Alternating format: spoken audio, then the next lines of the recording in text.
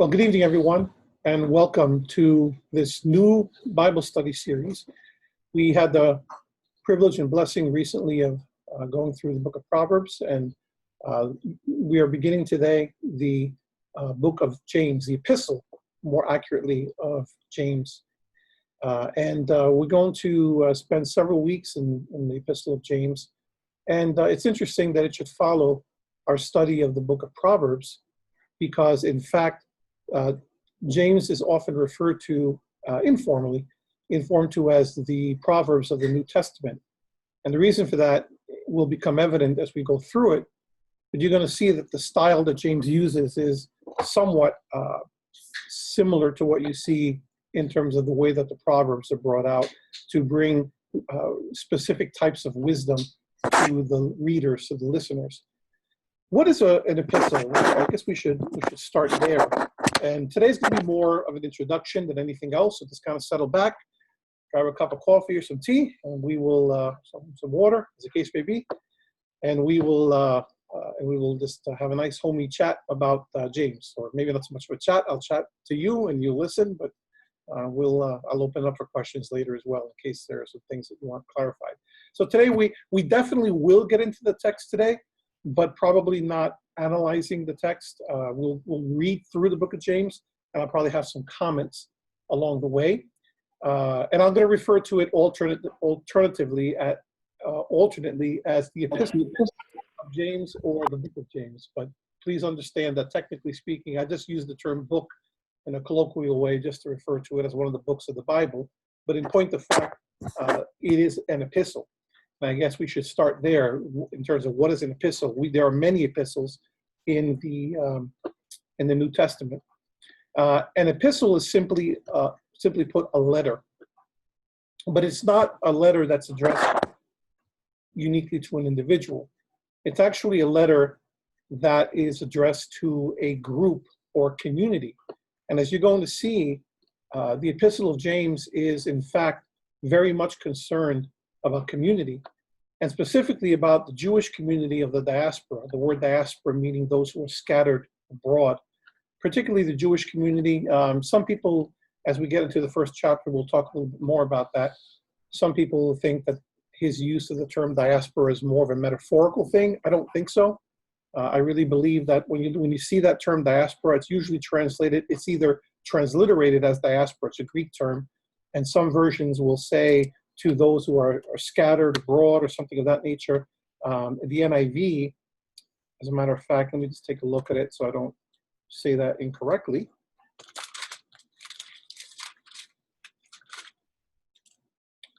See, the NIV actually describes it as the 12 tribes scattered among the nations. So they do more of a translation there. The word diaspora is a term of art.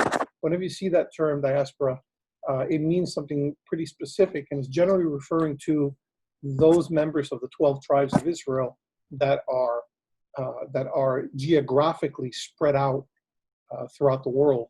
And the world of James, of course, was a lot smaller in terms of the known world than what we have today, but it was in fact written to a group of Jews that were the early believers. And some people want to say, well, it was the Jews and the Gentiles, perhaps, but there's internal evidence within the book of James that seems to indicate that it wasn't really so much Gentiles that were being addressed here, but rather Jews. And that's not problematic in any way, shape, or form, because the letter was certainly written early enough where the main body of believers initially was Jews. So it's not at all surprising that it should be a letter that would be more addressed to Jewish believers than the Gentile believers at that time, simply because at the time it was written, which was probably sometime between 45 and 50 Common Era, during that time in the early assembly, it was mainly Jewish believers, and it was the time when Gentiles were starting to come more and more. And therefore, Gentile believers began to proliferate more and more. But as James was writing, it was mainly Jewish believers. In point of fact, James, very possibly this epistle could have been the first of the New Testament writings in actuality. And we're going to take a look at a chart on that in just a few minutes. James is rather short. It's only 5 chapters. It's short, but it's packed with a lot of useful information, a lot of practical information. In fact, the book of James is very practically oriented. It's very behavior oriented. Hence, the tendency to consider this more as a wisdom literature, as proverbial, because it's meant to give you very practical advice. Remember that the wisdom of the Hebrews, in the Hebrew mind, is not like the Greek form of wisdom. The Greek form of wisdom is sort of chewing on knowledge for knowledge's sake. The Hebrew wisdom idea, the concept of wisdom literature or wisdom, was more for how do you live this practically? How do you put this into practice in the day-to-day? So James, you're going to find, is very practical in nature. You typically will see, and as I said, remember, this is going to be mainly introduction today. So I'm going to talk a little bit about James and himself and who was he. We're going to look at some biblical verses that talk about James. There's a lot written in the New Testament about James, quite a lot more than for some other people. So we'll take a look at that.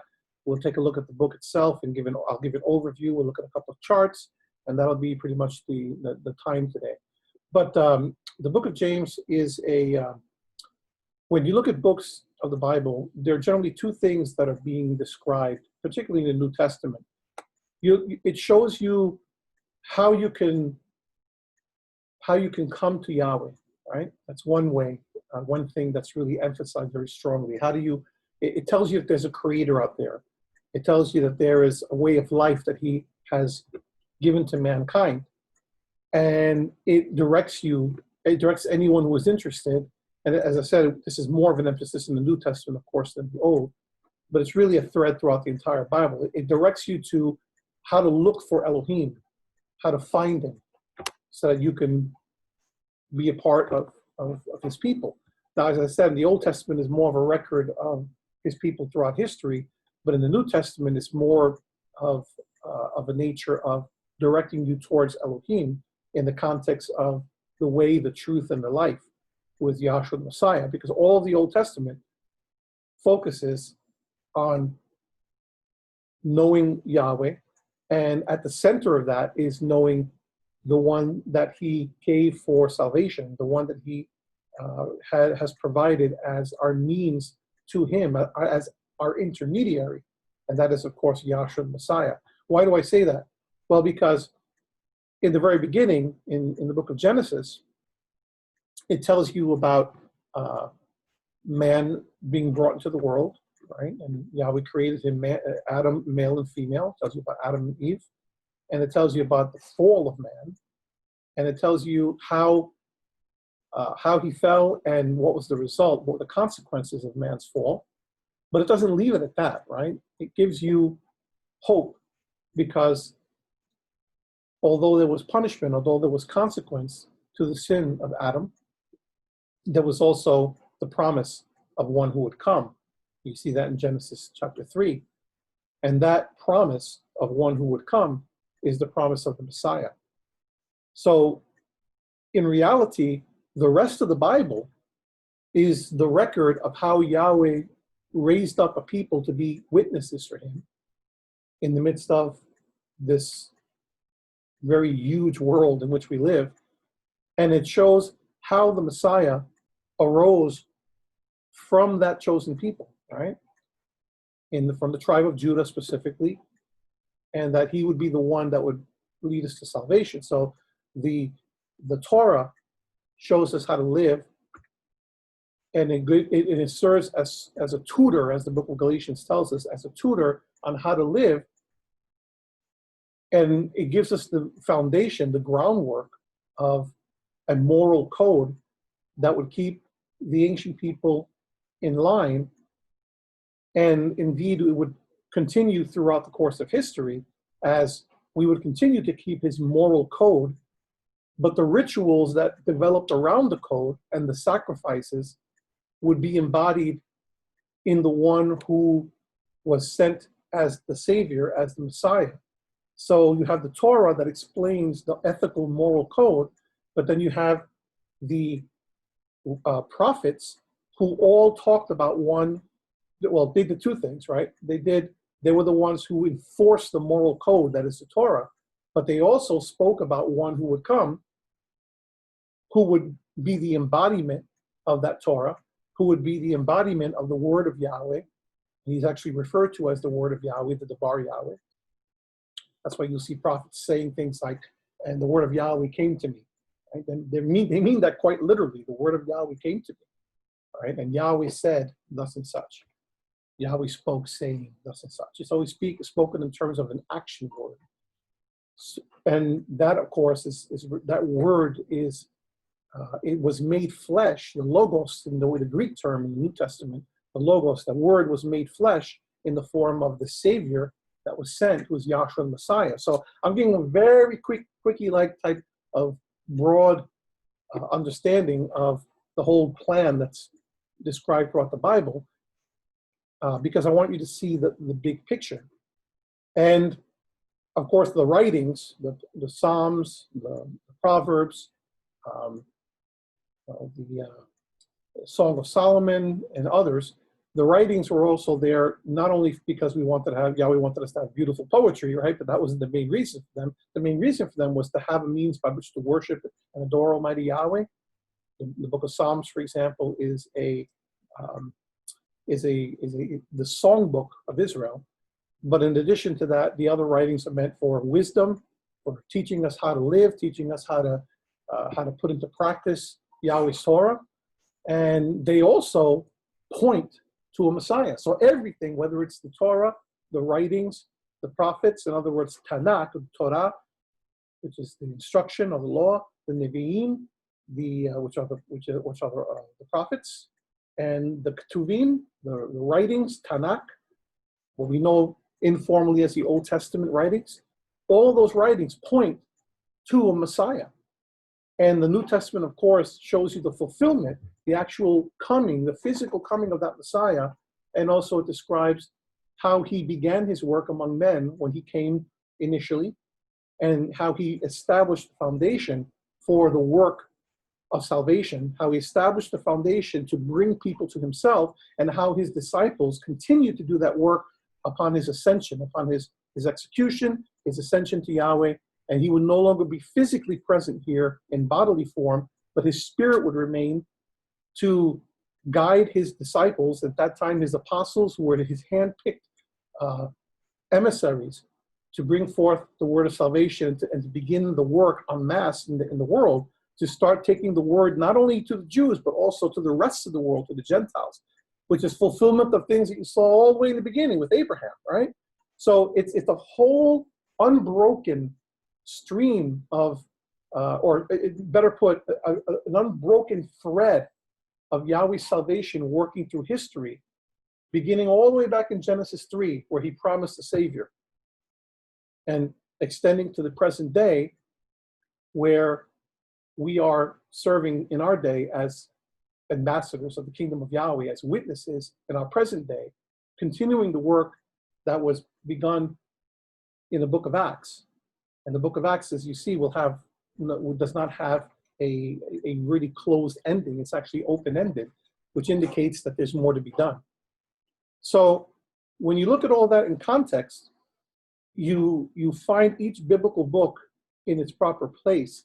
And the book of James is one such book that is written to the Jewish diaspora. And by extension, we're going to get lessons from it as well, right? All those who are who read after it was originally written, between 45 and 50. So as we go through the epistle, you're going to see that it's very practically oriented, because all this introduction is going back to my original statement about two main things that you see throughout the Bible. The first is showing the way to Yahweh, right? Who is Yahweh? How can we know him? What are his characteristics? What is he like? How can we be like him? How can we have his character? And that is the entire Bible. And in the New Testament, especially, it begins to have a laser focus to bring people to him. And then the second thing that you're going to see throughout the scriptures is not only how to get to him, but once you are convicted of his reality in your life, once you are convicted that he is the sovereign in your life, then what do you do with that? How do you live after that, right? how do you live practically in the day-to-day? And for that, we have his Torah, right? We have the explanations of the prophets. We have the writings that help us to worship, to extend our spirits in worship. And then, of course, we have the writings of the New Testament, where you have practical things that are written in the epistles of Paul, that are written in the other epistles, that the non-Pauline epistles, if you will, such as the book of James, where you have that element of practice. How do you actually put these things into practice in the day-to-day? Okay. So the book of James is, and by the way, certain books will show you, will give you a combination of both. Some are very heavily into one as compared to the other. So you might call those two things, the first thing being a description of the nature of Elohim, right? What is the nature of Elohim, which you might consider doctrinal, right? So let's say that those two main purposes you'll often find in the books. One of them will be doctrinal. What is the doctrine? How do we know Elohim? How do we get to Elohim? How do we reach out to him? How do we connect to him? And then the second thing is practical. How do we live? What is the behavior in which we should engage? What are the ethics? What is the instruction that we need in order to live in a way that is well-pleasing to him? The New Testament typically refers to the process of sanctification. How do we become holy? How do we become like him, right?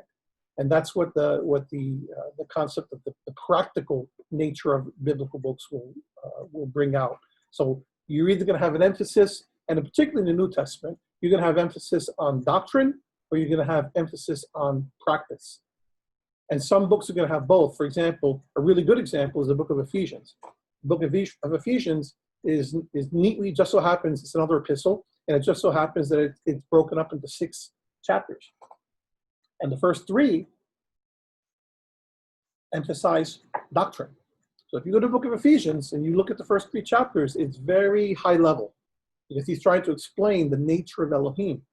But right about when you get to chapter 4, the next 3 chapters are practical. Okay, so in light of what we know about Elohim, in light of what we know about his son and what he wants for mankind, how are we to live in his presence?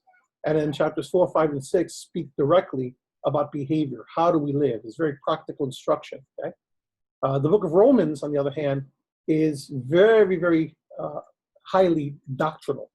As a matter of fact, the majority of the book is doctrinal. There are 14 chapters in the book of Romans, and I'd have to go back and see the division, but for the most part, the entire book is doctrinal in nature, and explains the nature of Elohim and his relationship to Israel, his relationship to the Gentile community, etc. Book of Ephesians, a little bit of both. Book of James, almost exclusively practical. Okay, so you're going to find 5 chapters and very little doctrinal. I mean, you can extrapolate from the text based upon what you read certain doctrinal positions that James may have, but for the most part, he's not trying to explain the nature of Elohim to us. He's trying to explain to us how to live. And James's main emphasis to the Jewish community is how can you mature in your faith? So if you're going to look at a main central theme of the book of James, I would say if I were going to sum it up in one word, I would say it's maturity. Maturity. The book of James is all about maturity, spiritual maturity. How can we live as spiritually mature believers? And you're going to find that he gives very explicit examples. And it's not like the book of Proverbs where it's all over the place, but it's not always exactly everything neatly in place. But for the most part, you'll see a very definite structure in the epistle. And the book of James is interesting. It's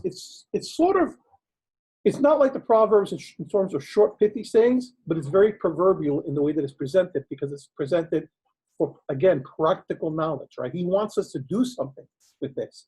It's very commandment-oriented, or maybe a better term instead of commandment is imperative, right? An imperative is a command.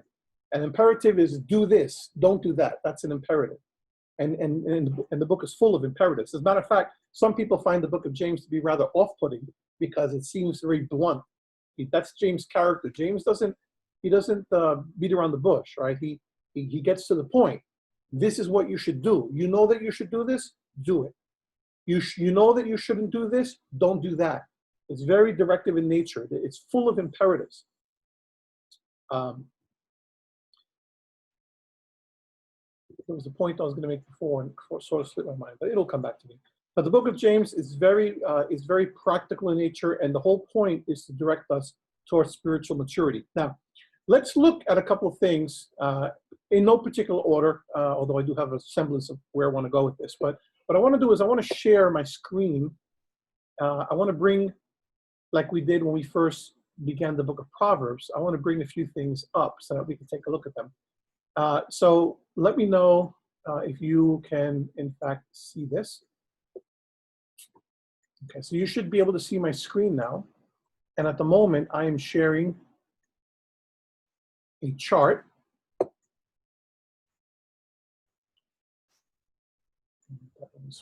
Okay, so can you see that? Can everyone see that chart? Somebody let me know if you can. Let me see. Yes, okay. All right, so I'm going to make it a little bit larger. And we're going to take this slowly. Let me see if I can make it just a little larger. All right, there we go. Okay, so this is a chart from Jensen. You'll recall that we used Irving Jensen's chart when we were looking at Proverbs. We're going to do the same for the book of James. I'm indebted to Irving Jensen, give credit where credit is due. I'm going to be using quite a few resources. You'd be surprised for a 5-chapter book how many things you want to look at. But I'm going to be using, I'll show you a few of them because I always want to give credit where credit is due. Irving Jensen he's dead now, regrettably. This was back in the 70s. He wrote a whole series of study guides, self-study guides for the Bible. And this is one of them on James. I'm also going to be using an entire survey that he did, Jensen's survey of the New Testament, which is outstanding. I'm also going to be using some charts. Irving Jensen is the one who helped, who wrote a book called Independent Bible Study, where he popularized the chart methodology for studying books. So those of you who went through Bible study with me a while back, and I showed you how to create an analytical chart, that analytical chart was pioneered by Jensen. I'm not saying he's the only one that does that, but he's the one that really popularized it, at least with regard to Bible study. So he has an entire book of study charts, Jensen's Bible study charts. So I'll be borrowing from this. And also you all know that I'm a very heavy fan of Chuck Swindoll. So I'm going to be using Swindoll's Living Insights on the book of James, which contains a treasure trove of information. I'll also be using a book that I used during my studies, my seminary type studies, which is New Testament Survey by Merrill C. Tenney. It's a good overview of the New Testament in general. And I might add, I'm not going to show it to you because I can't reach it, but F.F. Bruce wrote New Testament history. It's also outstanding. So I'll be using all these things I can't seem to get that word right. Alternately during the course of, I always get alternately confused with alternatively. But it's alternately. I'm happy to do that. We're on the same page. Okay, so I'm also going to be using a book by Jay Adams, right?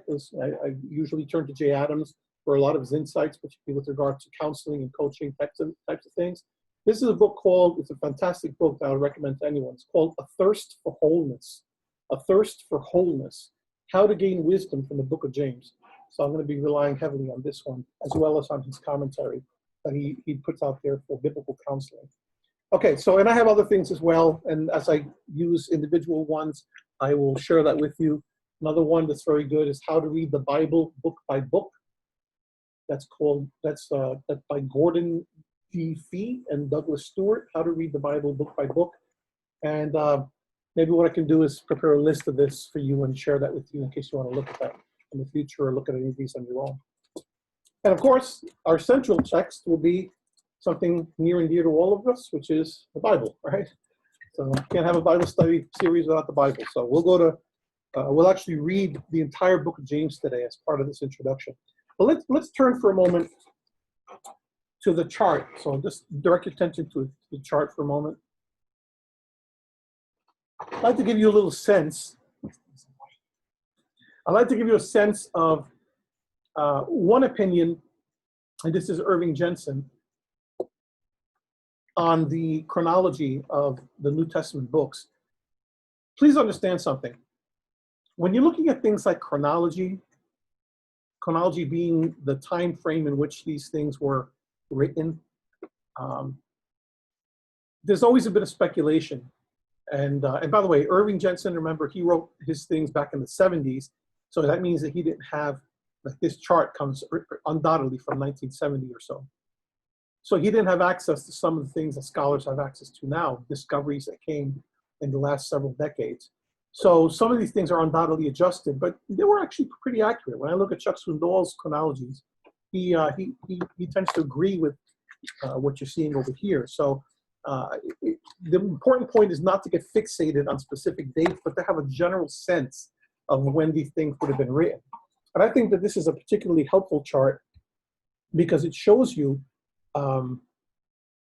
it gives you a really good sense of where the New Testament writings might be placed. Give me 1 second here, guys.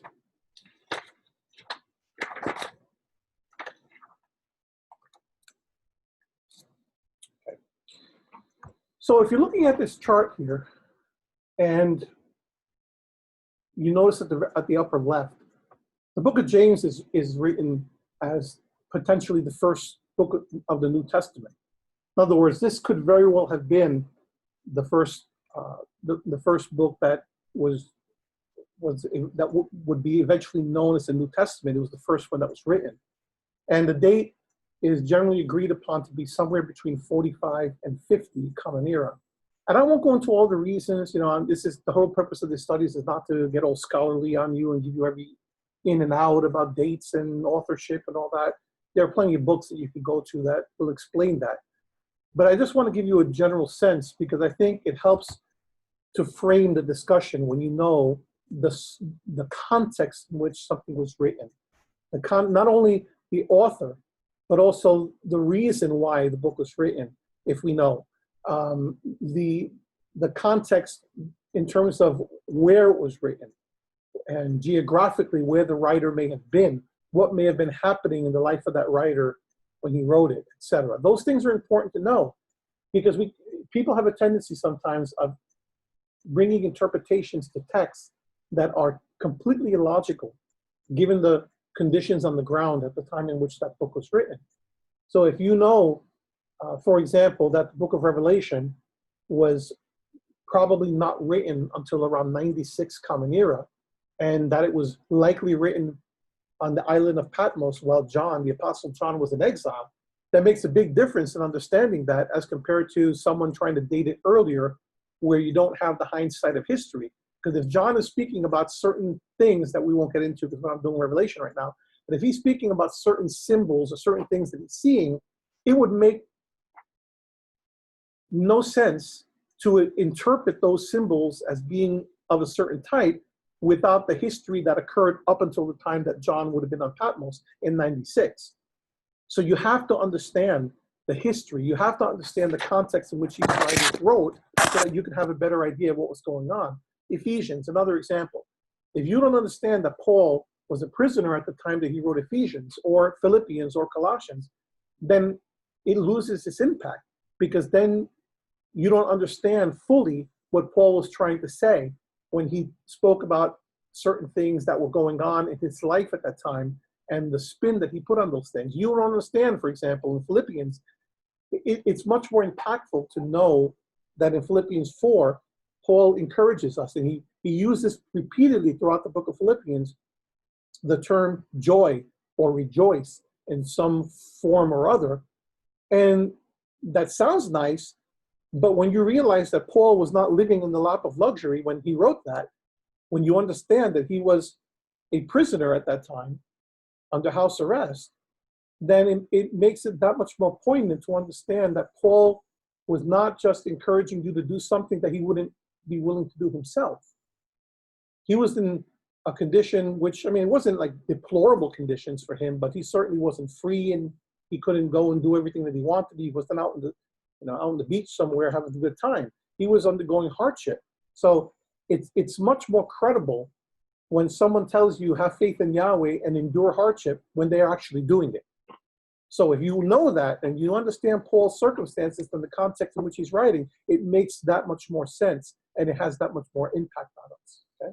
If you know, one other example, then I'll move on. If you know that 2 Timothy was written at a time when Paul was literally awaiting a decision on his life, then it's that much more poignant when he says something to Timothy like, I've run the race and I'm now awaiting the crown. Okay, you can almost see the movie unfolding before your eyes, right?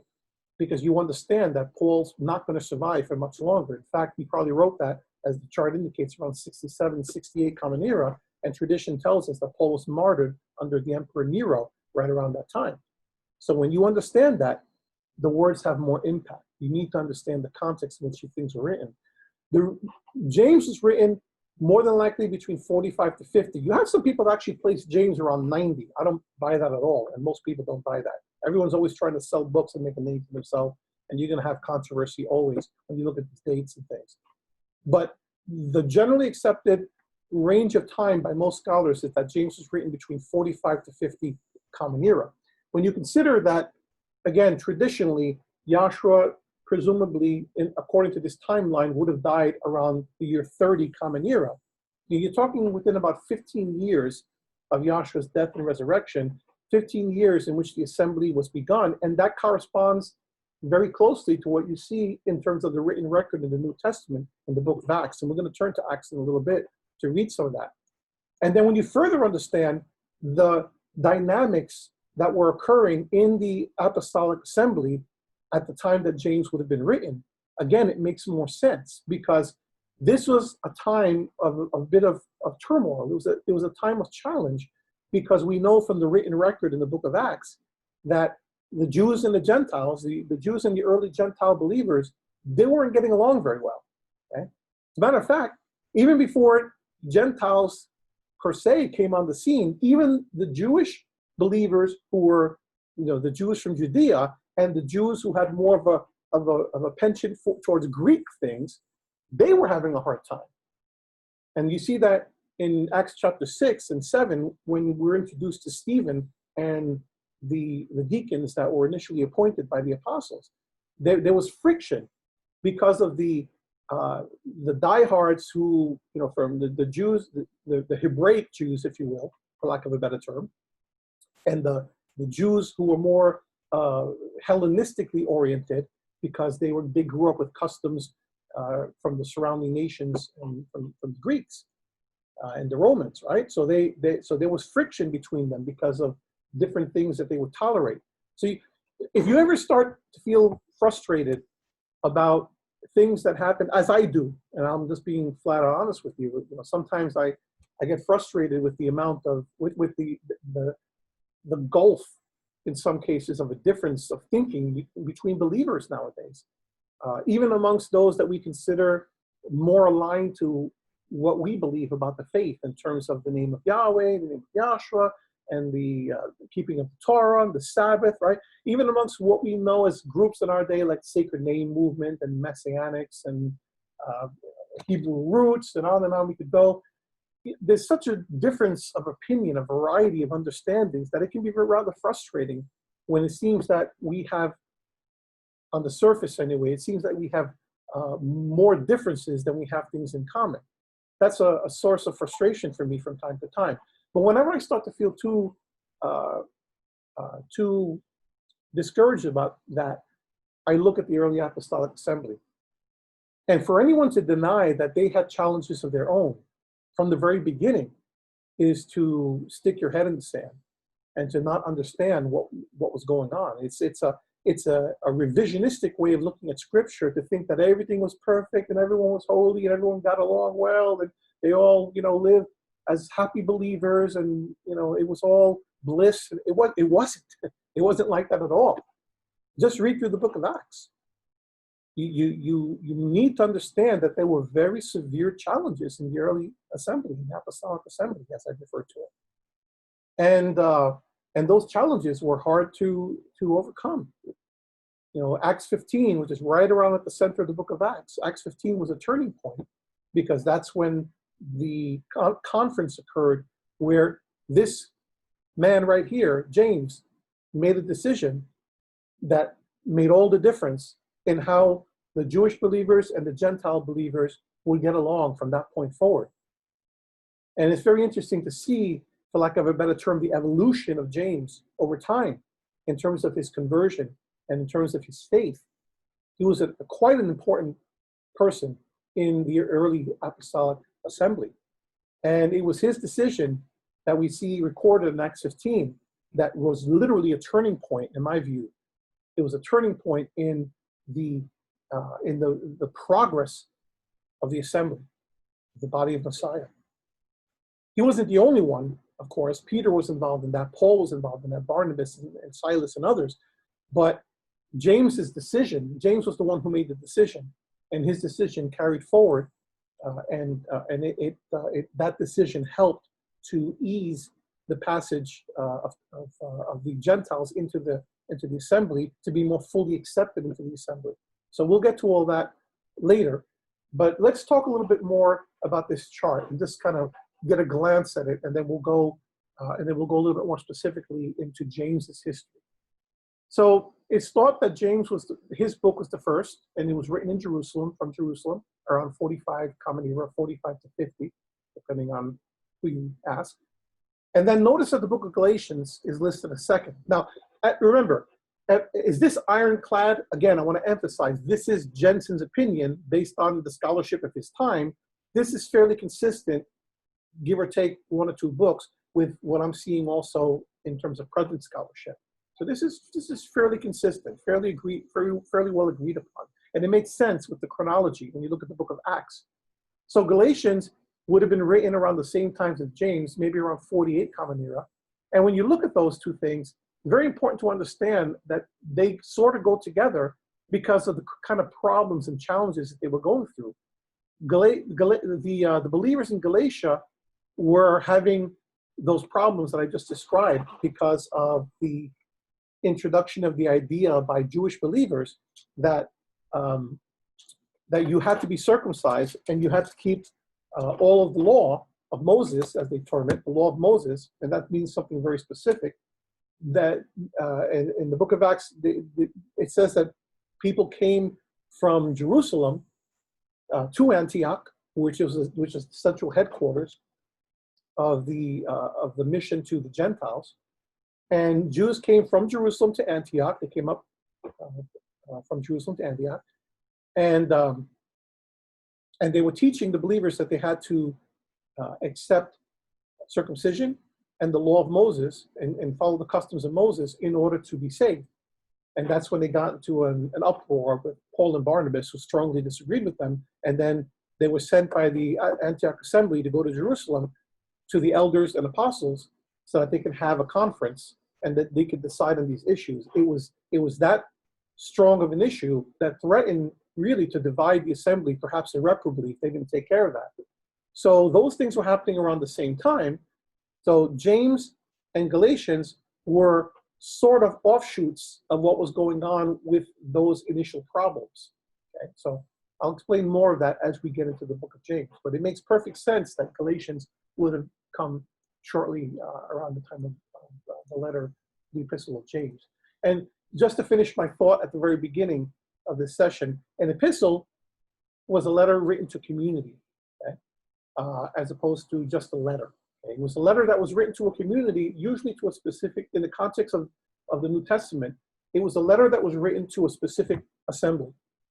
And that letter was meant to be read not only in the assembly, but it was also meant to be read to perhaps neighboring assemblies. Okay? So you'll see Paul referring to the letter of Colossians, for example, And it was a letter that was read likely to those in Hierapolis, to Laodicea, and to others. It made a circuit, right? The book of Ephesians, Ephesians also, okay, and others would have been read in a circuit as well. So it was not just read to one congregation, but it represented the ideas that would be communicated to any believers in the neighboring environs as well. And that's what the purpose of the epistle was. So going back to our chart here, let me see if I can get my my pointer.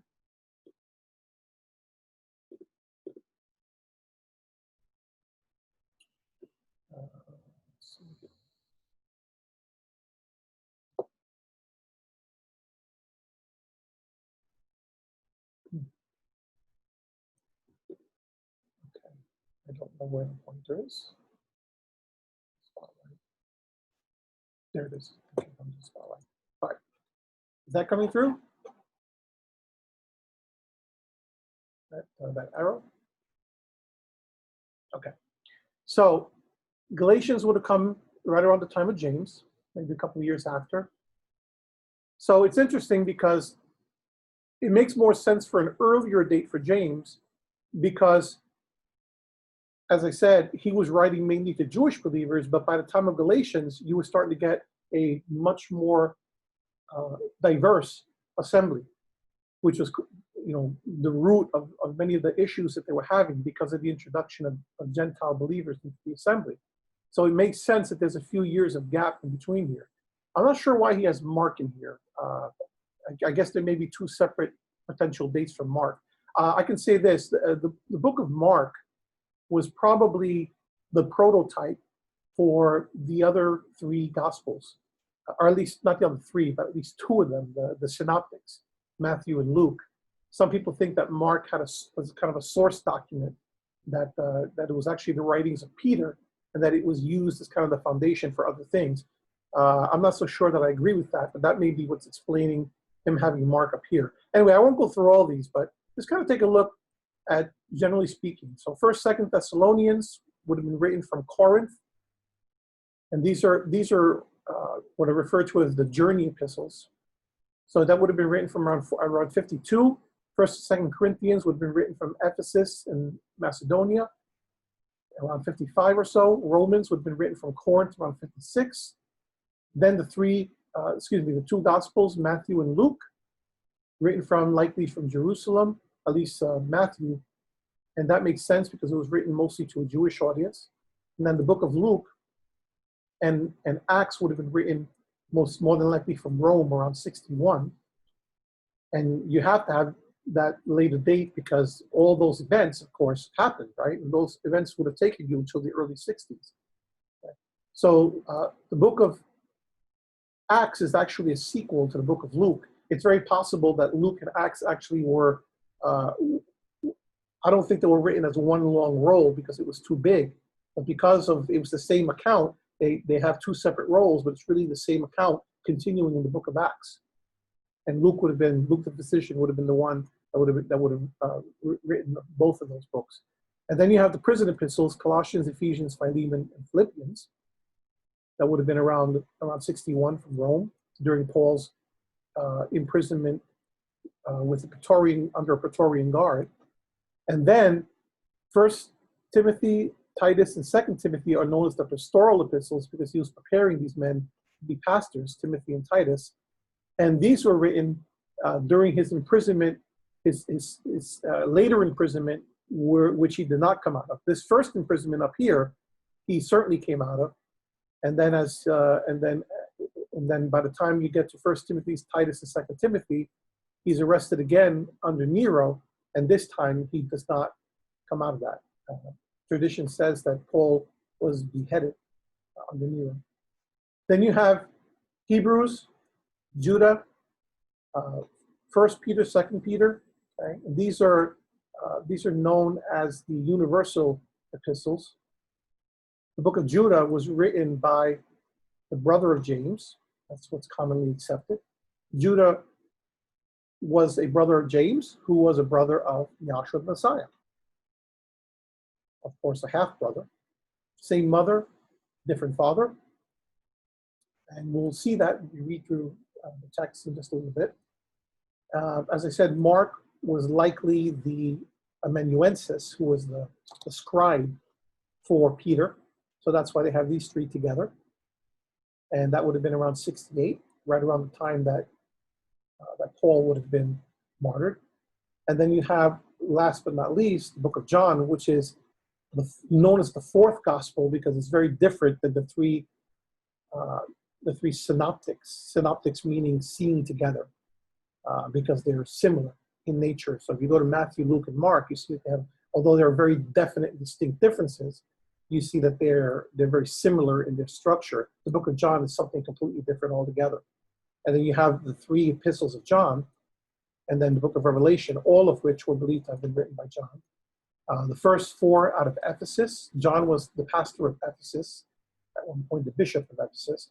And then Patmos is a little island in the Mediterranean, and it's thought that he wrote the book of Revelation while he was a prisoner, while he was in exile on Patmos by around 96 Common Era. So that's kind of an overview of the books. So if you look at the stretch here, you're talking of a difference of about 50 years or so in terms of the writing of the New Testament books. And the first of those is likely the book of James, which we're studying now. Okay. So I'm going to close this one. And then we will look at the book of James itself. So let me bring up another chart.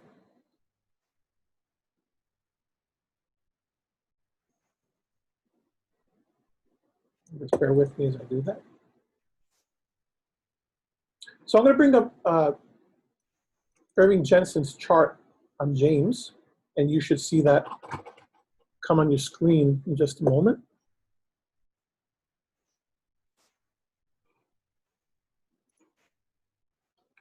So let me know, please, if that shows up on screen.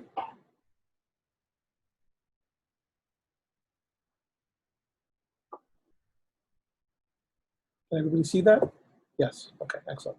All right.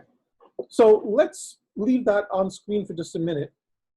And let's look in the scriptures and take a little bit of a closer look at James himself.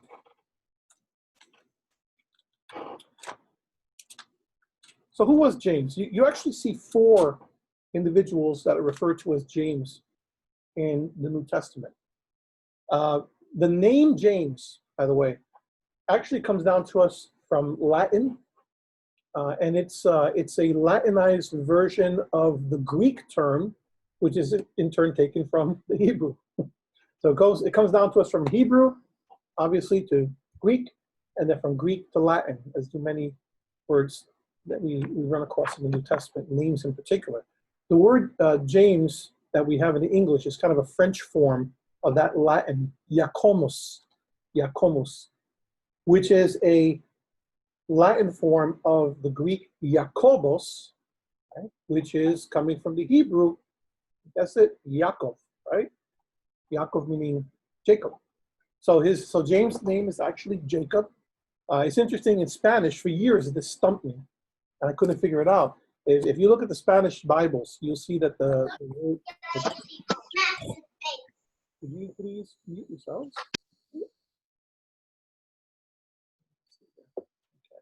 Okay. So for years it stumped me, because in the Spanish version, you'll see that James is listed as Santiago. Let me see if I can, you'll see this group chat, right? So it's like that. Oh, that's going privately. Okay, to everyone. I'll just write this out. Santiago, right? So I'm thinking to myself, Santiago, what in the world is that? Well, I actually haven't, I've yet to find evidence of this, but the only thing that makes sense to me is that it's a combination of two words. Santo, Iago. Santo is the term that is the Spanish term for saint. So if you see things like Saint Paul, right? San Pablo, the word will usually be they don't refer to him as Santo Pablo. It'll be the word will be truncated, San Pablo. Like San Juan, what is San Juan? San Juan is Saint John, right? The word Juan is a Spanish version of John. San Juan, Saint John. San Pablo, Saint Paul. Santiago, Santiago, right? So it's Santo Iago, Santiago. And Iago is what? Iago is Jacob. Jacobo, Saint Jacob, Santiago. So probably a lot more etymology than you cared for today, but I thought you should understand where all these different terms come from. Because James, I always look and say, where does that come from? James, what's Jacob? From Jacob. Okay. So his name was Jacob, which is a very common Hebrew name, of course. And of the 4 Jacobs that are listed, of the 4 James that are listed in the New Testament, 3 of them absolutely cannot be identified with this James. One of them, of course, is the brother of John. Right. So if you have your Bibles in hand, we'll look at it. We're going to go look at several scriptures right now. So if you look in Matthew 10, verse 3, this is the list of the apostles. And it's Philip and Bartholomew, Thomas and Matthew, the tax collector, James, son of Alphaeus, and Thaddeus. So James, son of Alphaeus, that's one dude, right? But there's another one, I missed it. Verse 2, these are the names of 12 apostles. First, Simon, who's called Peter, and his brother Andrew, James, son of Zebedee. Remember James, son of Zebedee? And his brother who? Brother John, right? So you have James, the son of Zebedee, and his brother John. Those were the guys that were known as Boanerges, right? Sons of thunder. And then we have this other James, this Jacob, son of Alphaeus, who we don't really hear much about him. We just know that he's one of the apostles. And then there's one other, the verse escapes me at the moment, but there's one other James who was actually the father of Judah.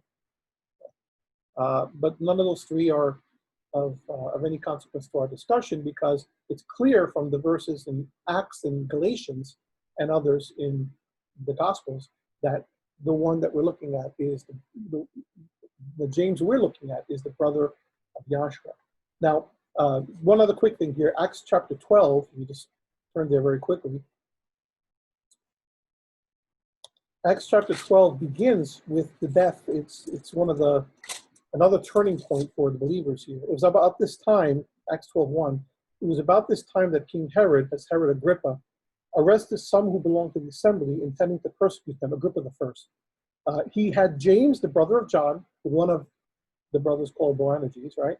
He had James, the brother of John, put to death with a sword. And then when he saw that that was pleasing to the people, then he went and proceeded to grab Peter as well. And then Peter was released by an angel. But that Jacob was John's brother. He was killed. But later in the same chapter, we referred to another Jacob, right? To another James. So 2 separate people. Down in so that was in verse 2, James, the brother of John, is put to death. And then when Peter is rescued from the prison, he goes back to tell the disciples who are praying for him.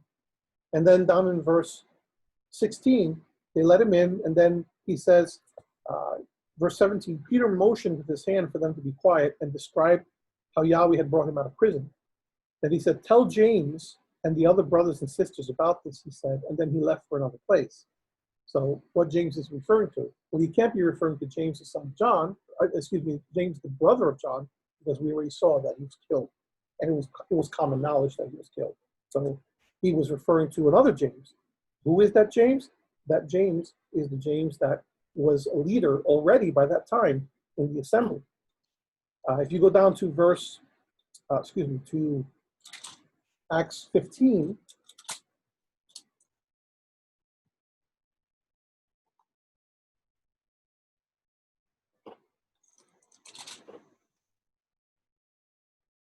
and going down to verse 13, Acts 15:13, it says, when they finished, James spoke up. Why did James speak up? Well, James spoke up because James was a leader in the Jerusalem assembly.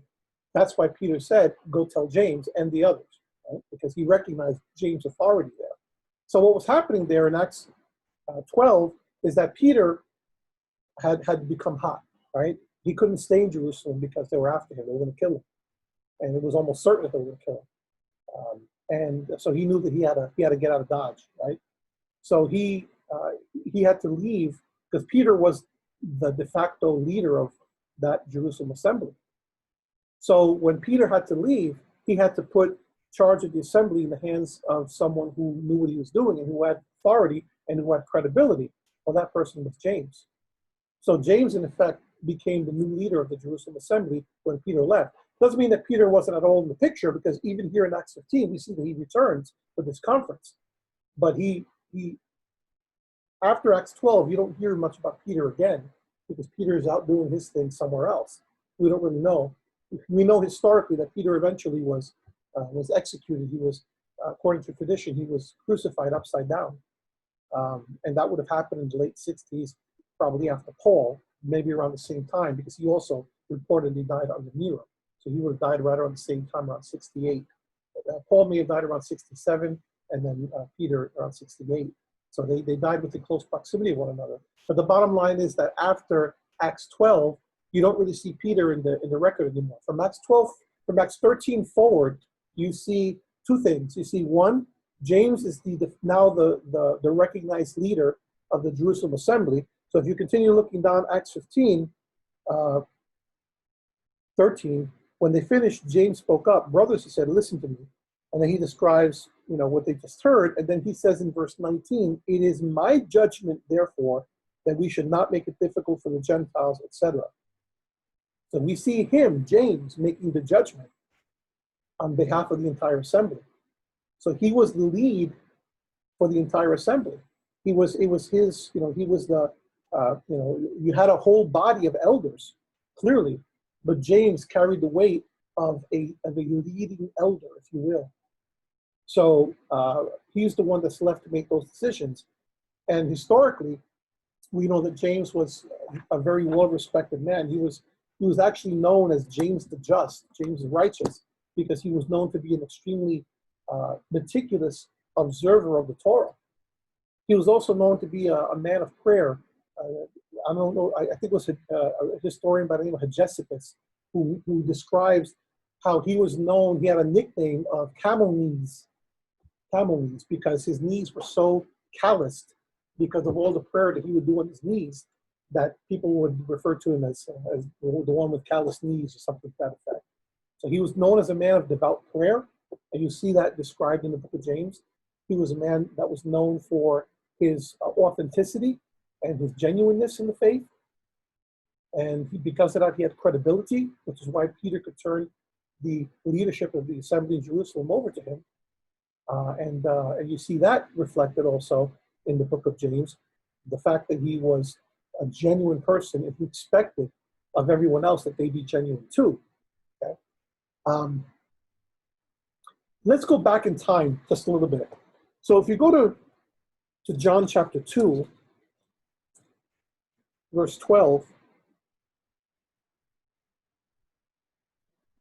you see Yahshua is in Galilee, 11 for context, 2:11. What Yahshua did here in Cana of Galilee was the first of the signs through which he revealed his glory, and his disciples believed in him. After this, he went down to Capernaum with his mother and brothers and his disciples. There they stayed for a few days. So we know that Yahshua, of course, we know his mother is Miriam, and then it says he's there with his mother and brothers and his disciples. Okay, so he's in Capernaum.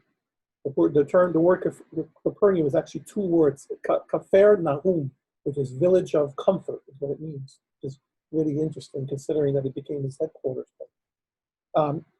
He went to Capernaum with his mother and brothers and his disciples, so we know that he had brothers, right? What else do we know? Well, Matthew 12, and these are not necessarily in chronological order, although they somewhat are. Matthew 12, verse 46. So I kind of gave you the aftermath, right? He's the leader of the assembly who winds up writing this epistle. But it wasn't always that way, right? This is the interesting thing. Matthew 12, verse 46. While Yahshua was still talking to the crowd, his mother and brothers stood outside wanting to speak to him. Someone told him, your mother and brothers are standing outside wanting to speak to you. He replied to him, who is my mother and who are my brothers? Pointing to his disciples, he said, here are my mother and my brothers. For whoever does the will of my Father in heaven is my brother and sister and mother. It's very interesting there. there's a bit of tension there, right?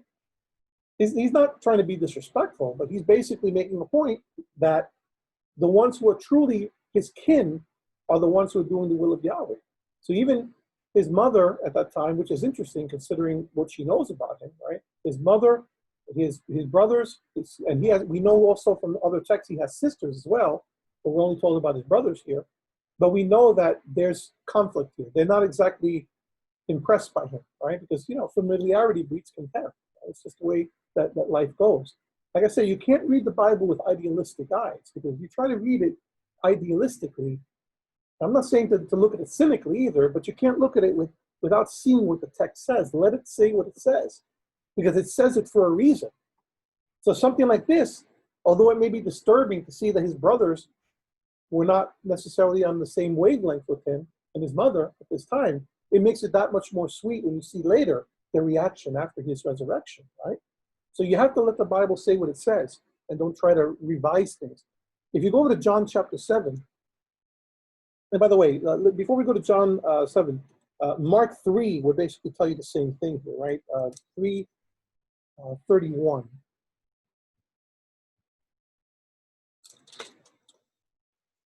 Then Yahshua's mother and brothers arrived. Standing outside, they sent someone in to call him. A crowd was sitting around him, and they told him, your mother and brothers are outside looking for you. Who are my brother and my brothers, he asked.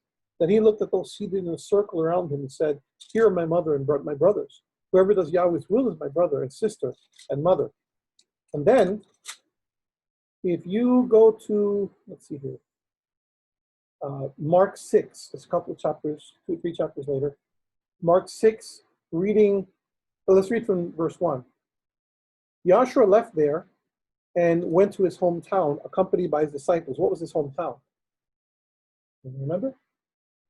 What was Yahshua's hometown? Nazareth, right? Friend's town, Nazareth. He says he went to his hometown accompanied by his disciples. When the Sabbath came, he began to teach in the synagogue, and many who heard him were amazed.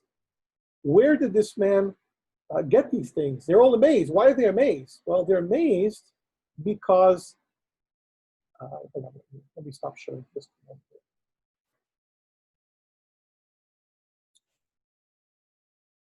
They're amazed because he's teaching with all this authority, and they remember who? They remember the little guy, right?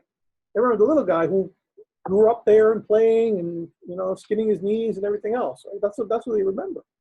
Now he's here, he's grown up, but he's here speaking with authority and all these amazing teachings, and they're kind of amazed by this. And the word amazed there is probably meant mostly complimentary, but not exactly, right? Because you got to keep reading. Again, let the Bible say what it says.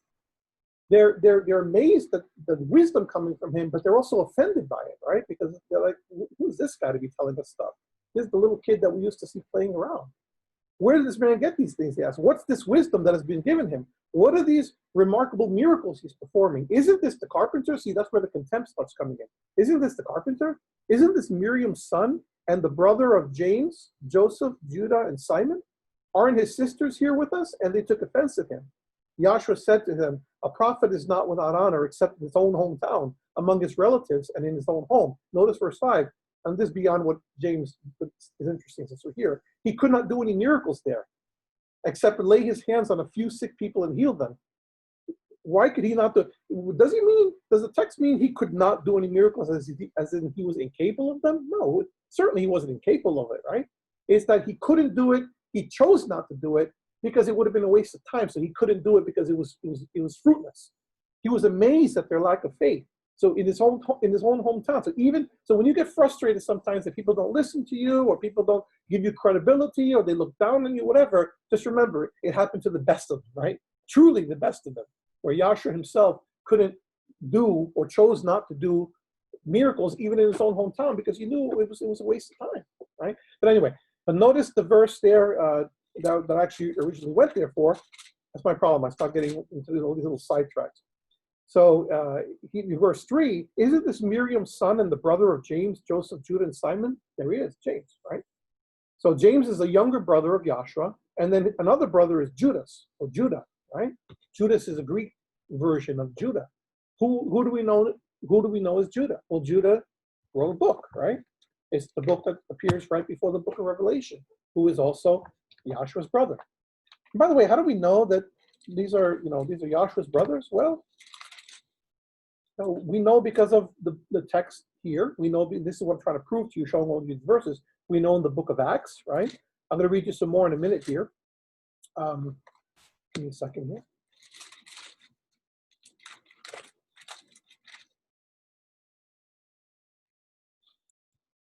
Judah, so I'm in the book of Judah. You don't have to go there. Judah is one chapter. It's a letter, epistle. Judah, he says, Judah, a servant of Yahshua Messiah and the brother of James. So he says, I'm James' brother, to those who have been called, etc., etc. So we know that this is the same Judah that you see there in Mark 6. Interestingly enough, by the way, notice Judah doesn't identify himself as a brother of Yahshua. He identifies himself as a brother of James. To me, that shows something. It shows humility. If you go over to James, chapter 1, look what he also says. Look how he introduces himself. James, a servant of Yahweh and of the Master Yahshua Messiah, to the 12 tribes scattered among the nations. Greetings. Again, James and Judah, they're obviously cut from the same cloth. They're both men of humility. James could have name dropped, right? James, the brother of Yahshua Messiah, right, and successor, and Peter, but he didn't do that, right? He introduces himself as a servant of Yahweh and of the Master Yahshua Messiah. I'll talk more about this when we actually get into the text to analyze it. But the word that he uses, a servant, which is a word that Paul uses several times as well, is the word doulos. I'm not sure if I'm pronouncing that exactly correctly, but doulos or doulos, I would transliterate it D-O-U-L-L-O-S, doulos, which means more than a servant. It really means, some versions will translate that as a bondservant. In other words, a slave is what the word doulos means, right? So he says, basically, I'm a slave of Elohim. I'm a servant, a doulos, a bondservant of Elohim, and of the Master Yahshua Messiah. He could have identified himself as a brother of Yahshua Messiah. Instead, he identifies himself as a servant of Yahshua Messiah, as a slave of Yahshua Messiah, which is remarkable considering that at one time he didn't even believe, right? So let's go back to John. This time we'll go to John 7. So we've established that Yahshua has brothers and even sisters, and that there's some tension between them. So during his ministry, as he's actually walking among men, he didn't get a lot of credibility from those closest to him, probably because of this familiarity thing, right, that goes on. So and that happens to everybody, right? People, if you check out celebrities or politicians or whatever, happens to them too, right? It's just human nature, right? Everyone else is impressed by them. The world is impressed by them, but their families aren't so impressed. Their wives are not so impressed. Their mothers and fathers are not so impressed, right? Because they remember, little, I don't know. I'm trying to think of a nickname on the fly, and I can't think of it, right? They remember little Carlos, little Carlito, right? A little Johnny or whatever, right? That's just human nature. But when we look at John 7, we see now more specifically that there's tension, right? So John 7, verse 1, this is around Feast of Tabernacles time. After this, Yahshua went around in Galilee. He did not want to go about in Judea because the Jewish leaders there were looking for a way to kill him. But when the Jewish festival of Tabernacles was near, Yahshua's brothers said to him, leave Galilee and go to Judea so that your disciples there may see the works you do. This sounds on the surface, if you just stop there, that they're kind of like saying, hey, go and do your thing because it's good. But keep reading. No one who wants to become a public figure acts in secret. Since you are doing these things, show yourself to the world. For even his own brothers do not believe in him. Right? So the words are not, there's a subtext behind these words. No one who wants to become a public figure acts in secret. In other words, they're accusing him of being an attention grab, right? In their mind, he's not the Messiah, right? He's not chosen by Elohim. He's not a prophet. In their mind, he's a guy looking for attention. You're doing these things, show yourself to the world, right? In other words, put your money where it almost reminds me of David when he goes to his brothers and his brothers say, you're here because you want to see the battle and you want to, you want sensationalism and you're into the drama, right? It's not the, and they knew that he had been anointed by Samuel. They knew it. But they're not remembering that, right? That's just human nature. But verse 5 is significant, right? For even his own brothers did not believe in him. Therefore, Yahshua told them, my time is not yet here. For you, any time will do. The world cannot hate you, but it hates me because I testify that its works are evil. You go to the festival. I'm not going up to this festival because my time is not yet fully come. After he had said this, he stayed in Galilee. However, after his brothers had left for the festival, he went also, not publicly, but in secret, you see. So they wanted him to go out publicly and create drama. He didn't do that. That wasn't what his intention was. His intention was to go and to witness, but he was going to do it secretly because he wasn't doing what they were accusing him of, which was of being an attention hound, right? So they didn't believe in him, and that presumably includes James. There's no reason to believe otherwise. So what happens? Well, let's go over to 1 Corinthians 15, verse 7. Something significant happens, and we all know what it is, right? Is it possible that he became a believer sometime towards the end of Yahshua's ministry? It's possible, but we have no record of that. But this we do have a record of. 1 Corinthians 15. Let's read verse 3 for context.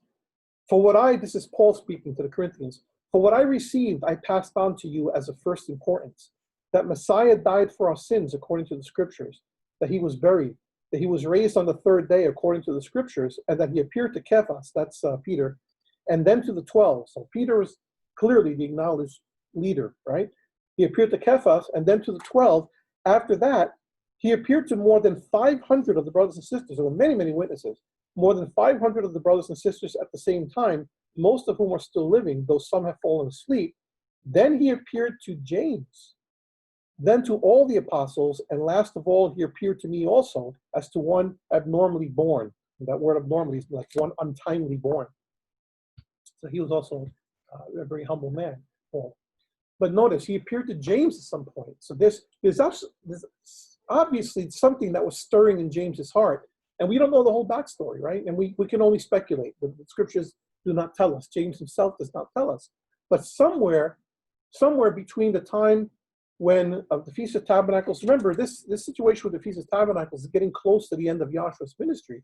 So sometime between the end of Yahshua's ministry and when Paul is writing, there's a conversion, a very deep conversion of James. And we know that it had to happen way before Paul wrote, because by the time that Paul wrote, James was a long-standing leader of the assembly, right? So something happened. I believe, it's just my personal opinion, I believe that was the resurrection, right?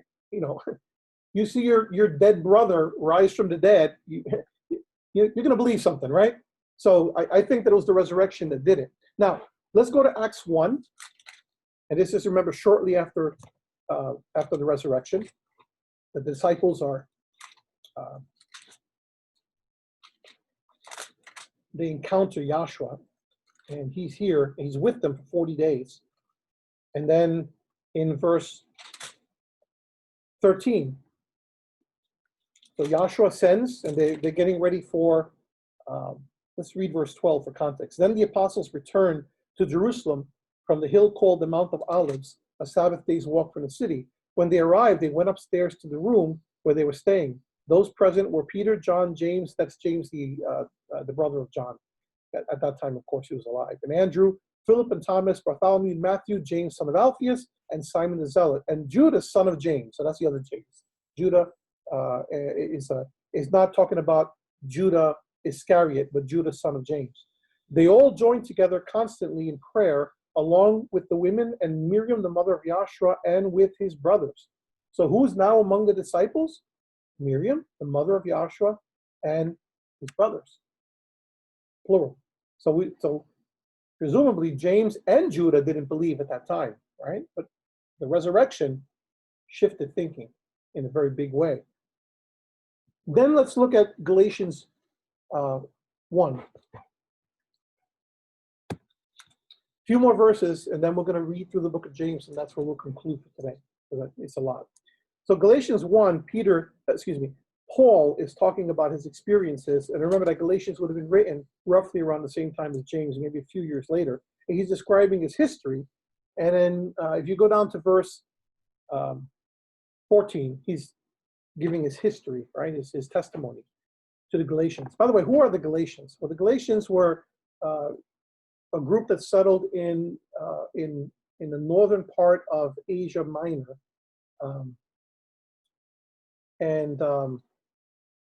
if you go down to the southern part, you can also include that group. These were who? These were people like, give me a second here, because I want to actually look at a map.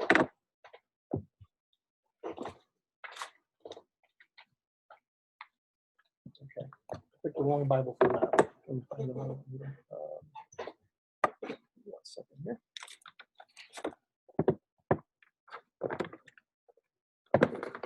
Alrighty.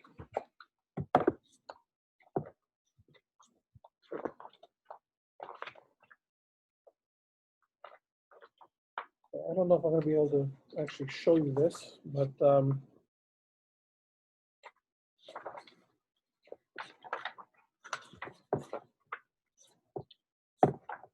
I'll do it next time because I don't want to waste time pulling stuff down. But if you think of Paul's first missionary journey, Pisidian Antioch, Iconium, Lystra, Derbe, those are all considered part of the Galatians. Okay, so he's writing essentially to the people that he would have visited on his first missionary journey. Timothy was a Galatian. Right? He was from Lystra. So we'll talk a lot more about that as we go through the book and if it's appropriate for the context. Okay, so I'll give me a minute here. What did I do? Okay. Alrighty. So Galatians 1. Okay. So if you go to Galatians 1.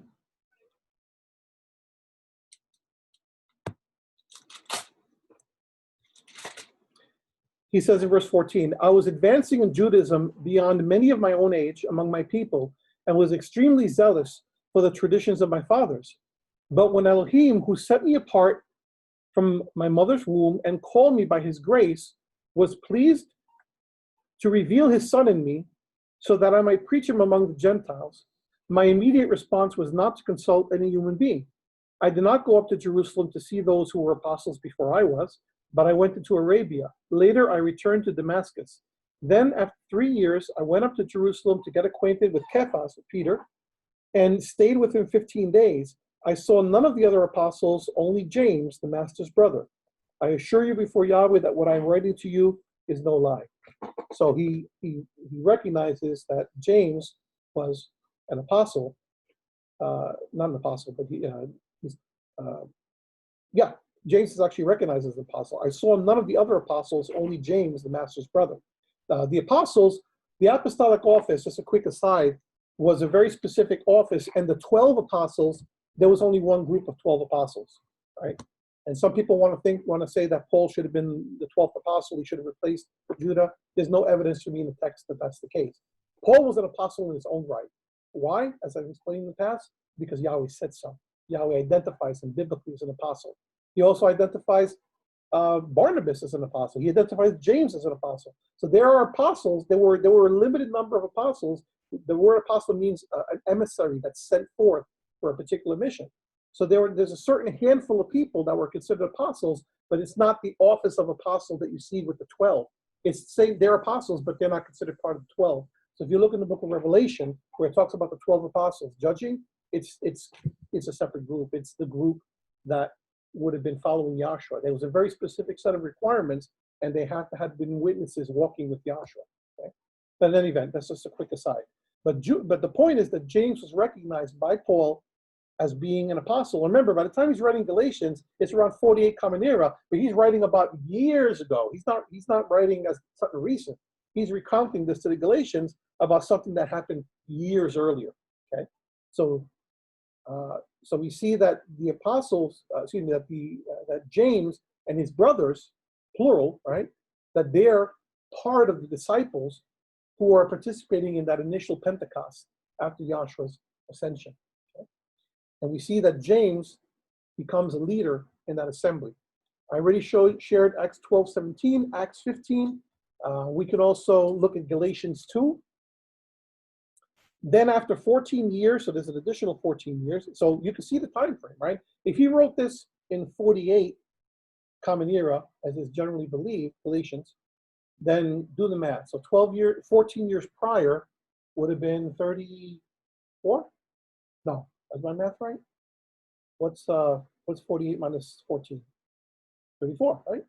Okay, so at least, so 34, so sometime between 30 and 34, James is already recognized as a leader in the assembly. So it happened very early on, and that's consistent with what you see in the book of Acts. Okay? Galatians 2, verse 1. Then after 14 years, I went up again to Jerusalem, this time with Barnabas. I took Titus along also. I went in response to a revelation, and meeting privately with those esteemed as leaders, I presented to them the gospel that I preach among the Gentiles. And then if you go a little bit further down to verse 8, but Elohim, who was at work in Peter as an apostle to the circumcised, was also at work in me as an apostle to the Gentiles. So Peter as an apostle to the circumcised is a euphemism for an apostle to the Jewish people, right? Was also at work in me as an apostle to the Gentiles. James, Cephas, and John, those esteemed as pillars. What are pillars? Pillars are something that hold up a building, right? Those esteemed as pillars gave me and Barnabas the right hand of fellowship when they recognized the grace given to me. They agreed that we should go to the Gentiles and they go to the circumcised, etc. So notice, there are three pillars recognized in the assembly. It's James, Cephas, and John. So James, Peter, and John were recognized as the main leaders. And by the way, notice who's listed first. James, right? I don't think that's accidental, quite frankly. I think it reflects the fact that at this time that he's writing, James is the recognized leader. If you're talking about leadership in the present day, you don't put as primary the person who was CEO, 5 years ago. You put that CEO, and by the way, there was also this guy who used to be a CEO and this guy, right? So it's not that Peter was unimportant, but at that point, James was the one that they would recognize as the leader. So to me, it's significant that he writes James first, Cephas, and John. So just giving you kind of a chronology here of the fact that James had a major radical shift in his thinking, more than likely because of the resurrection. And he was already apparently a devout man because he was raised in the faith. And then he began to use that in service for Yahweh's people. One other verse I'll go to is Acts 21:18. To show you the kind of pull that James had. Acts 21:18.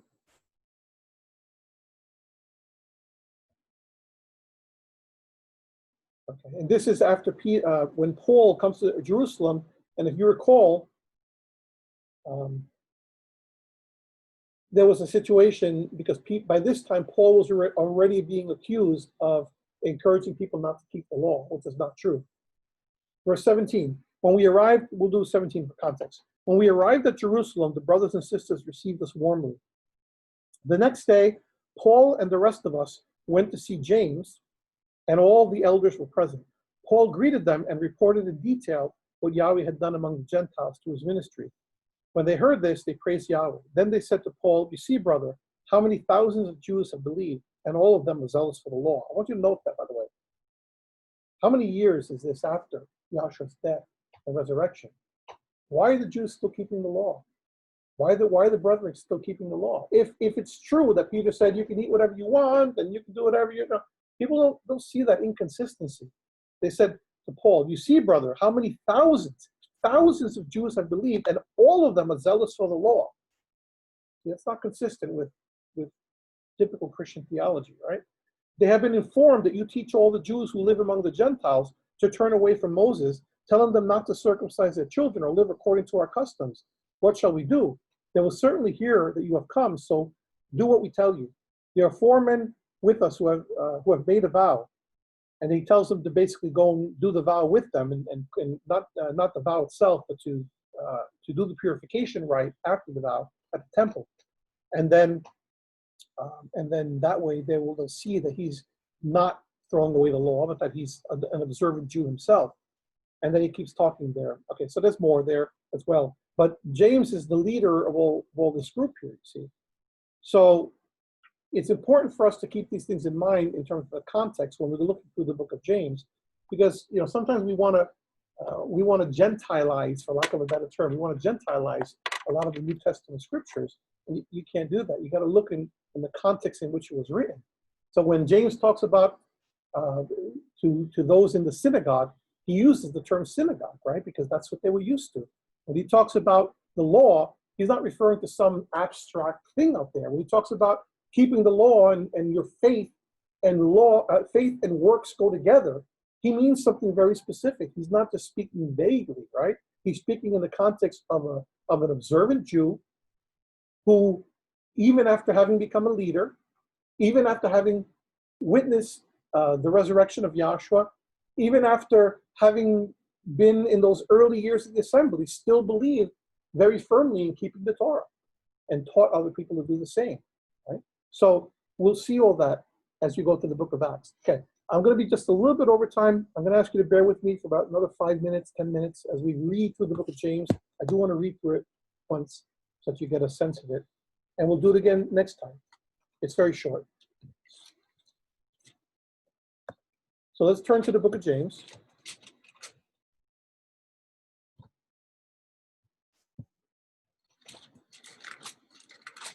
And we'll get the whole sense of it. And then we'll start to look deeply into it next time. James 1. James, a servant of Yahweh and of the Master Yahshua Messiah, to the 12 tribes scattered among the nations, greetings. Consider it pure joy, my brothers and sisters, whenever you face trials of many kinds, because you know that the testing of your faith produces perseverance. Let perseverance finish its work so that you may be mature and complete, not lacking anything. If any of you lacks wisdom, you should ask Yahweh, who gives generously to all without finding fault, and it will be given to you. But when you ask, you must believe and not doubt, because the one who doubts is like a wave of the sea, blown and tossed by the wind. That person should not expect to receive anything from Yahweh. Such a person is double-minded and unstable in all they do. Believers in humble circumstances ought to take pride in their high position, but the rich should take pride in their humiliation, since they will pass away like a wild flower. For the sun rises with scorching heat and withers the plant. Its blossom falls and its beauty is destroyed.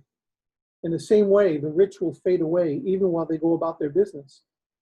Blessed is the one who perseveres under trial, because having stood the test, that person will receive the crown of life that Yahweh has promised to those who love him. When tempted, no one should say, Yahweh is tempting me. For Yahweh cannot be tempted by evil, nor does he tempt anyone. But each person is tempted when they are dragged away by their own evil desire and enticed. Then, after desire has conceived, it gives birth to sin. And sin, when it is full grown, gives birth to death.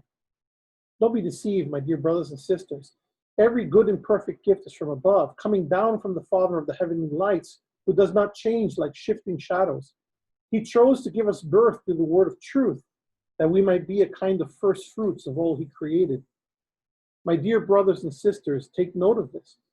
Everyone should be quick to listen, slow to speak, and slow to become angry, because human anger does not produce the righteousness that Yahweh desires.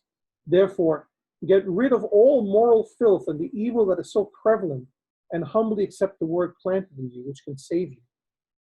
Do not merely listen to the word and so deceive yourselves. Do what it says. Anyone who listens to the word but does not do what it says is like someone who looks at his face in a mirror, and after looking at himself, goes away and immediately forgets what he looks like. But whoever looks intently into the perfect law that gives freedom and continues in it, not forgetting what they have heard, doing it, they will be blessed in what they do. Those who consider themselves religious and yet do not keep a tight rein on their tongues deceive themselves, and their religion is worthless. Religion that Yahweh our Father accepts as pure and faultless is this: to look after orphans and widows in their distress, and to keep oneself from being polluted by the world. James 2. My brothers and sisters, believers in our glorious Master Yahshua Messiah must not show favoritism. Suppose a man comes into your meeting wearing a gold ring and fine clothes, and a poor man in filthy old clothes also comes in. If you show special attention to the man wearing fine clothes and say, here's a good seat for you, but say to the poor man, you stand there or sit on the floor by my feet, have you not discriminated among yourselves and become judges with evil thoughts? Listen, my dear brothers and sisters, has not Yahweh chosen those who are poor in the eyes of the world to be rich in faith, to inherit the kingdom he promised those who love him? But you have dishonored the poor. Is it not the rich who are exploiting you? Are they not the ones who are dragging you into court? Are they not the ones who are blaspheming the noble name of him to whom you belong?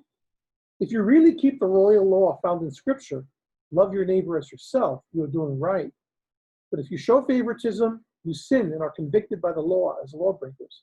But whoever keeps the whole law and yet stumbles at just one point is guilty of breaking all of it. For he who said, you shall not commit adultery, also said, you shall not murder. If you do not commit adultery, but do commit murder, you have become a lawbreaker. Speak and act as those who are going to be judged by the law that gives freedom, because judgment without mercy will be shown to anyone who has not been merciful. Mercy triumphs over judgment. What good is it, my brothers and sisters, if someone claims to have faith but has no deeds? Can such faith save them? Suppose a brother or sister is without clothes and daily food. If one of you says to them, go in peace, keep warm and well fed, but does nothing about their physical needs, what good is it? In the same way, faith by itself, if it is not accompanied by action, is dead. But someone will say, you have faith, I have deeds. Show me your faith without deeds, and I will show you my faith by my deeds. You believe that there is one Elohim. Good. Even the demons believe that and shudder. You foolish person, do you want evidence that faith without deeds is useless? Was not our father Abraham considered righteous for what he did when he offered his son Isaac on the altar? You see that his faith and his actions were working together, and his faith was made complete by what he did. And the scripture was fulfilled that says, Abraham believed Yahweh, and it was credited to him as righteousness, and he was called Yahweh's friend. You see that a person is considered righteous by what they do, and not by faith alone.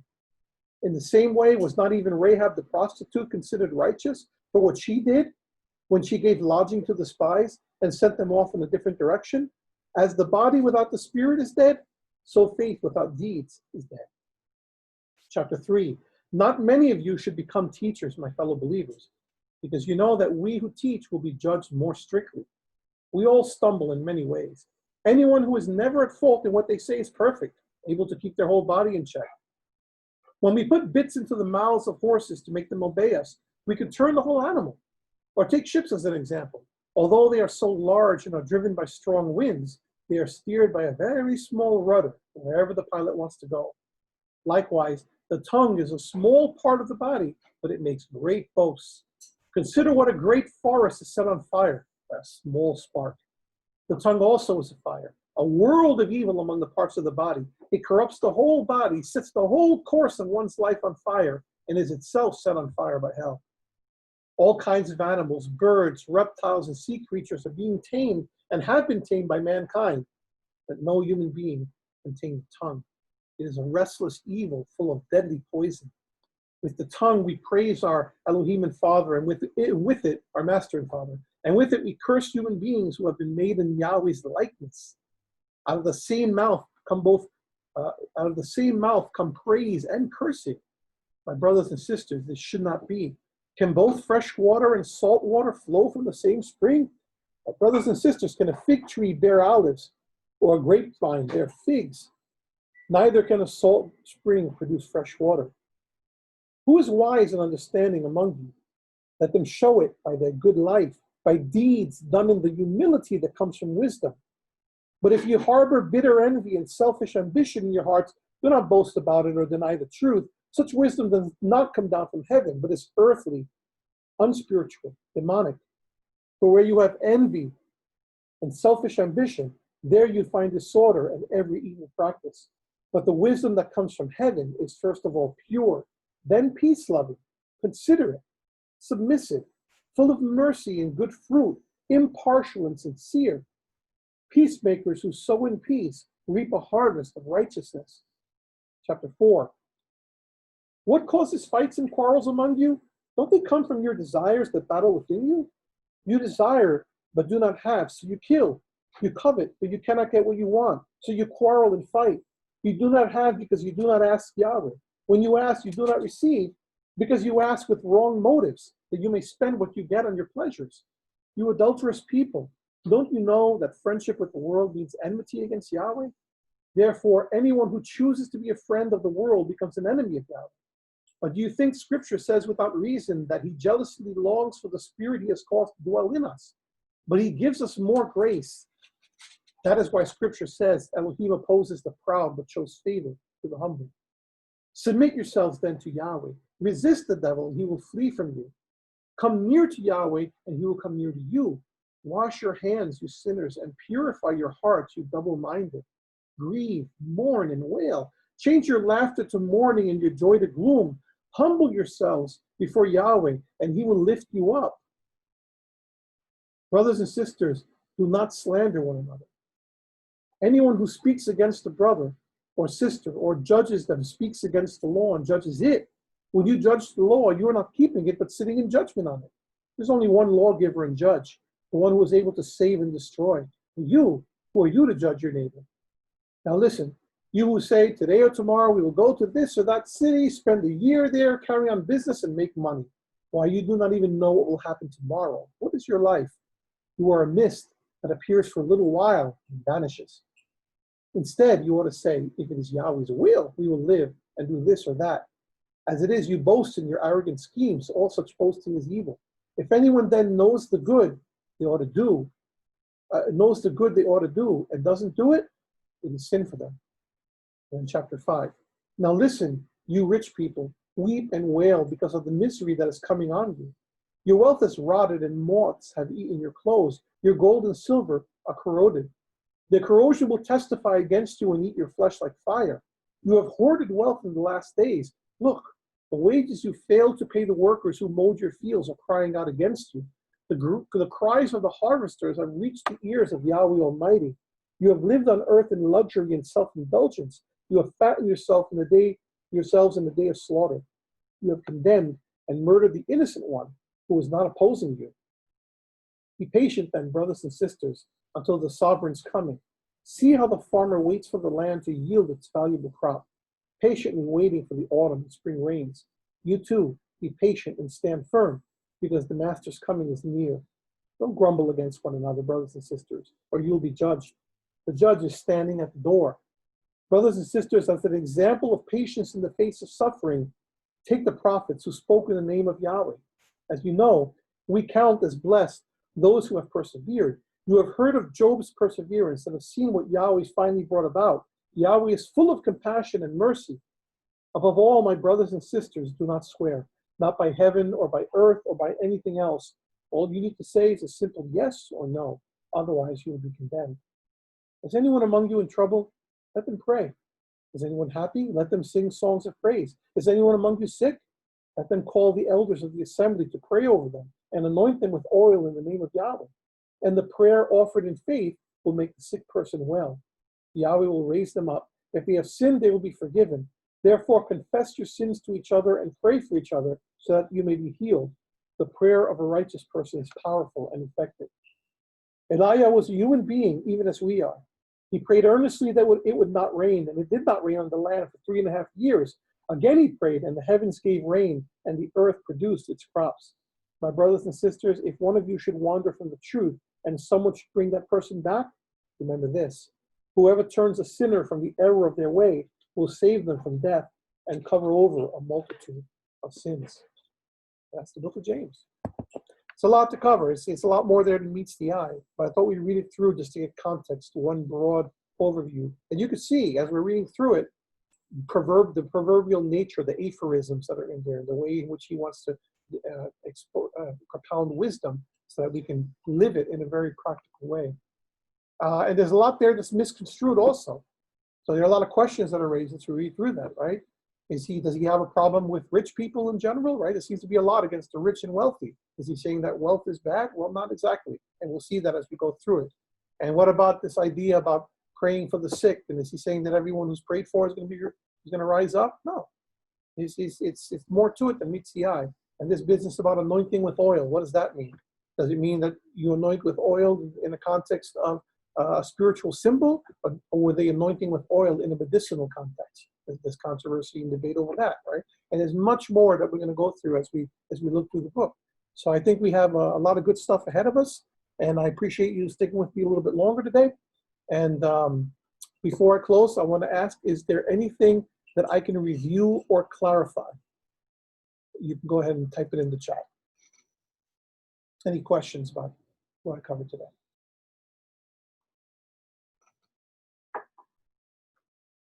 Okay, well then if there are no questions, I'm going to pause the recording. Today we did an introduction to the book of James, including a reading of the entire book. So we will conclude for today, which is June 29th, 2018. Let's say the 30th? June 30th, 2018.